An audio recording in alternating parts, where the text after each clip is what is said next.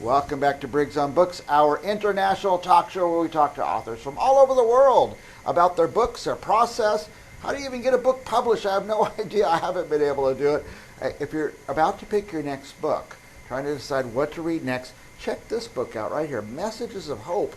Not only do I have the book here, I have the author. Let's see if I can find him. Click through some things here. There he is, Jonathon McClellan. Welcome, Jonathan. Hello, everyone. It's so nice to be with you all today. By the way, I like to say congratulations. Like I said, so many people out there, literally millions of people, are writing books and they're trying to finish writing it. It's so hard to put that pencil down and say, I'm done. But then there's another giant process of figuring out how to get it published. So you've done it 2 times, Jonathan. Thank you. It feels like you're putting baby Moses in a basket and sending him down the river. You just hope he makes it all the way there. Yeah. By the way, here's one of the books, The Ant's Place. But let's start by talking about your other book, Messages of Hope. Tell us about that, Jonathan. Well, messages of hope. Where do I begin? I guess I always start from a point of devastating vulnerability when I write. It's how I force myself to be honest. I was going through my darkest times after experiencing homelessness as a child, growing up in foster care and group homes, developing schizophrenia, becoming homeless again as an adult, and surviving 4 suicide attempts. I had no bridge back to reality, and I had no semblance of hope. I was utterly hopeless and in despair. But it was when I started having honest conversations with God that things changed. And my way back to reality as a schizophrenic, as someone, if many of you aren't familiar with what that means, it basically means you have a hard time differentiating between fact and fiction.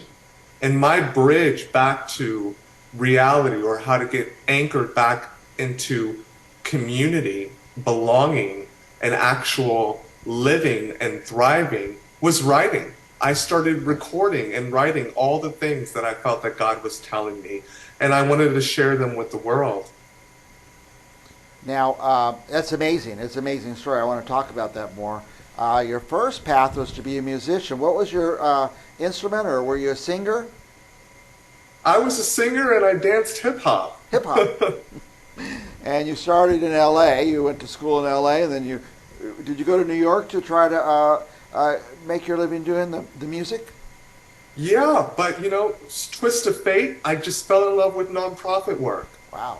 I Nice. started working at Children's International, then Save the Children, the American Civil Liberties Union, the Human Rights Campaign, and a plethora of others. And I realized that my happiness was best discovered when I was helping other people rise. Wow. And I tend to believe that when we rise, we all rise, and we must rise together. That's great. By the way, here's the cover of Messages of Hope. And I'm going to zoom in here because there's something on the cover that says award winner. Tell us about Yeah, the award. yeah. Writer's Digest magazine. One of the essays in the book. It's a book comprised of prose poetry and short stories. And one of the short stories is an award-winning essay about my 7th birthday party at a homeless shelter. Oh, boy. Now, I'm one who's always, and our viewers hopefully are ones we're always looking for the next book to read. And I pick a book. If I could see an interview like this, I usually go and get a book by that person because I feel like I know them a little bit. Another way I pick my books is by if they've won an award. So that helps me. So I'm glad you put that right on the cover because there's millions of books out there and I've got to figure out what to read next. Tell us a little bit about what's inside the book. You said prose and poetry and short stories? Yeah. Well, the first page, the first words, pain was essential to my life.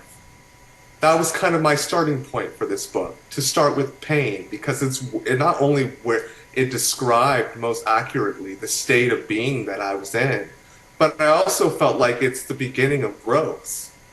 In order for us to better understand that without pain, there is no joy. Pain gives us that contrast. If we didn't experience the lows, we wouldn't appreciate the highs. And I also tend to believe what makes the air on top of the mountain tastes so sweet is every step it takes to get there. And this book chronicles the steps, the many steps that I had to take to get to where I am today. Yeah, that's amazing. Just what you said about the lows and the highs is that's very moving. I'm gonna repeat that throughout the day as I talk to people that I run into. Tell us about the Ant's Place. Well, it's actually the Ant's Palace. Funny Palace, okay. story. I'm not that good of a reader, so I got it. The Ant's Palace. Here's the cover. It's okay. It's for kids, anyways. And I wrote these books during the pandemic, Okay. and I understood that a lot of people were suffering economically. And as someone who had been homeless when he was a kid, I wanted to send a message out to kids who felt like they were less because they didn't have nice clothes and they didn't live in the nice houses and they didn't have all the best toys. And I wanted to remind children what true riches are, that it's family, that it's having people that care about you and having people that love you. If you have that, then I truly believe you are rich. And I thought it would be important not only for children to read this, but for parents to read this book as well. It starts off with an immortal king named Hoseki, who lives in a diamond-making rainbow palace. It just reflects rainbows everywhere the light touches. He's immortal, and he lives alone. He's lived his whole life alone, and he's never smiled. And he decides to go around the world, proving that his glory is unmatched because he kind of has house ego. He's just like, oh, well, I live in a diamond palace at least. And you know how we tend to overcompensate whenever we're feeling like we're lacking in somewhere. The parts that we're doing really great in, we just exacerbate. Well, he wanted to travel around the world and prove with his own eyes that nobody could match his glory. And it wasn't until he came upon an orphanage with children living in a house made of sticks that he realized from their smiling faces that he was missing something. And so he ponders this in a garden. And there's an ant queen with a large company behind her. And he bends down and asks the ant queen named Doro, how could these children be smiling? How could anybody be happy living in a home made of sticks? And she responds very gently, I live in a palace made of dirt, but there are many who live with me, and I am never alone. It's better to live in a palace made of dirt, where there are many friends within, than a palace made of diamonds with no one to share its beauty. And the funny thing is, what I really love about it is I kind of got to fulfill my dream of wanting to have a family, even though I didn't really get to have one when I was a kid. And he adopts the children, and he realizes what true riches are.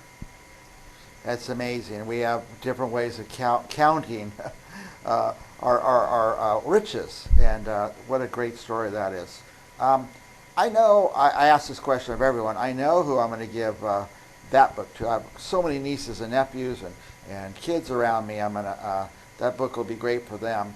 And by the way, Christmas is coming up, or I should say the holiday season, when the time of giving. Order some of these books and give them to kids. By the way, if you have, what ages is this book for, Jonathan? Well, I believe that we should start reading to kids as soon as they're able to make eye contact. So I would say start very young, and then continue reading it all the way to when they're 10. Yeah. And they'll probably fall in love with this book and read it to their own kids. It'll be a tradition for everyone. I was going to say, none of us are too old for that book. Point I was going to make is, if you're watching, you have kids between 2 and 10, if you don't know it yet, but what your kid's going to be doing a lot of is going to birthday parties, and you're going to be expected to give a gift. So when you go to, we're going to ask Jonathan in a minute where you can buy this book. When you go to buy it, don't click once and order one copy. Order 10 copies of it, because you'll have it on hand when it's time to give a birthday gift or something. You're going to have them there. Also, send a copy to Grandma, because the kids love to be read to by their grandma. So order these books. Jonathan, I want to go back to the first book, Messages of Hope. I'm talking about gift and gift giving. Who would I give this book to? You would give this book to someone who's struggling. And you would keep this in your treasure chest. for a rainy day.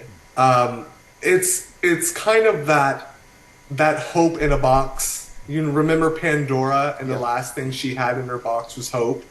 It's kind of the last thing you want to have in your box, because there will be times, and a lot of people are going through hard times now, where you need hope. And I tend to believe that one hardly finds a treasure without first hoping that it exists. I explain that in the book. I explain that we should hope in God's love. I explain that there may be pain in the night, but as scripture tells us, joy does come in the morning. And it's a book for people, regardless of what they believe in, regardless of their faith or their background.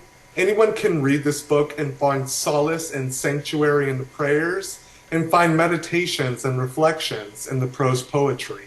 And the essays will be a little bit enlightening as to the deepest parts of my own vulnerabilities and my own struggles that I wanted to share, so that I let people know you're not alone. I think that's the hardest thing about going through something that's difficult. And so this is for the person that feels that they're alone, to remind them that they're not. Yeah, definitely for somebody struggling, this book would be great, but we're all going to struggle at some point, aren't we, Jonathan?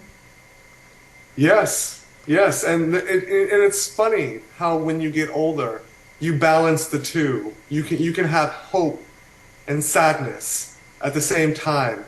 I sometimes look at Leonardo da Vinci's Mona Lisa, and I ponder if that's what he was seeing when he looked at her small smile. It wasn't a large smile, it was a small smile. It was depleted somehow.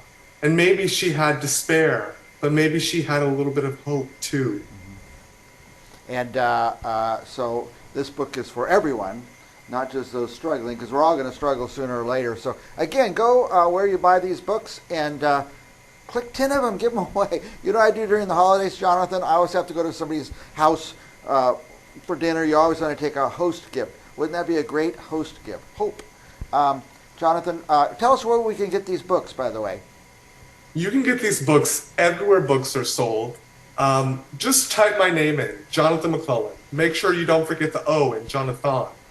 And just type it in Google. Anywhere you buy books, whether it's Barnes & Noble, whether it's Amazon, Target, Walmart, you can find it anywhere and everywhere all over the world. Jonathan, my crew is signaling me, cut the interview, it's going too long, but you're so fascinating, I could talk to you all day long. Any last thoughts before we go about your book or anything in the world?